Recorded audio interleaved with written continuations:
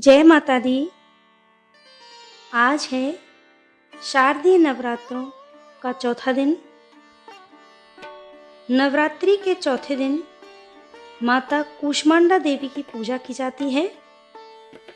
इन्हें अष्टभुजा देवी के नाम से भी जाना जाता है। माता कूष्मांडा सूर्य के अंदर अर्थात सूर्यमंडल में निवास करती हैं। उनके अतिरिक्त अन्य किसी में यह शक्ति व क्षमता नहीं है। देवी कूष्मांडा की देह सूर्य के समान दिव्य और तेजोमय है। देवी कूष्मांडा अपने भक्तों के जीवन से अंधकार का नाश करती हैं और उन्हें धन और स्वास्थ्य प्रदान करती हैं।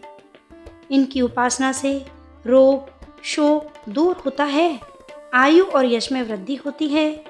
कूष्मांडा का अर्थ है कुम्हड़ा। मान्यता है कि माँ को कुम्हड़े की बलि सबसे ज़्यादा प्रिय है, इसलिए इन्हें कूष्मांडा देवी कहा जाता है।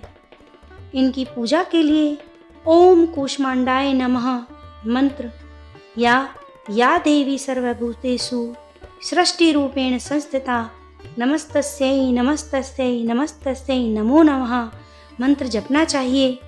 माता कूष्मांडा को मालपुआ का प्रसाद अर्पित करना चाहिए। माता कूष्मांडा का स्वरूप इतना अद्भुत है। माँ कूष्मांडा की 8 भुजाएं हैं, जिनमें कमंडल, धनुष, बाण, कमल, शंख, चक्र, गदा तथा सभी सिद्धियों को देने वाली जप माला है। इन सभी चीज़ों के साथ माँ के एक हाथ में अमृत कलश भी है। इनका वाहन सिंह है और इनकी भक्ति से आयु, यश और आरोग्य की वृद्धि होती है। माता कूष्मांडा को प्रसन्न करने के लिए उनकी पूजा इस प्रकार से करनी चाहिए। सर्वप्रथम स्नान करें, फिर शांत जगह पर वेदी बनाएं। यहाँ माँ कूष्मांडा या दुर्गा माँ की प्रतिमा स्थापित करें। कलश स्थापित किया हुआ है, वहीं बैठकर पूजा करें। नवरात्रि में इस दिन भी रोज की भांति सबसे पहले कलश की पूजा कर माता कूष्मांडा को नमन करें। पूजा में बैठने के लिए हरे रंग के आसन का प्रयोग करें। माँ कूष्मांडा को निवेदन करके जल और पुष्प अर्पित करें। उनके आशीर्वाद से आपके और आपके स्वजनों का स्वास्थ्य अच्छा रहे। अगर आपके घर में कोई लंबे समय से बीमार है तो इस दिन माँ से खास निवेदन करके उनके अच्छे स्वास्थ्य की कामना करें। देवी को पूरे मन से फल, फूल, धूप, गंध, धूप, अगरबत्ती, दीप और भोग अर्पित करें। माँ को लाल वस्त्र, लाल पुष्प, लाल चूड़ी भी अर्पित करनी चाहिए। माँ कूष्मांडा का बीज मंत्र है ऐं ह्रीं देवे नमः या ओम ऐं ह्रीं क्लीं कूष्मांडाय नमः का जाप करें। कुछ लोग कुम्हड़े की बलि भी देते हैं।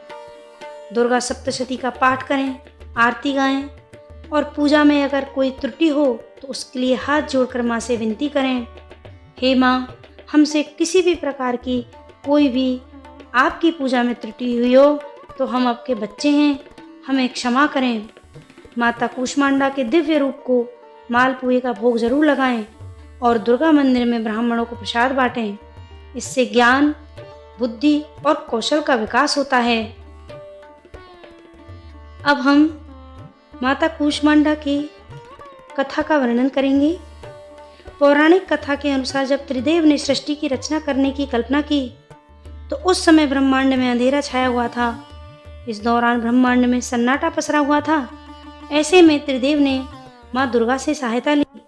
माँ दुर्गा के चौथे स्वरूप माँ कूष्मांडा ने ब्रह्मांड की रचना की।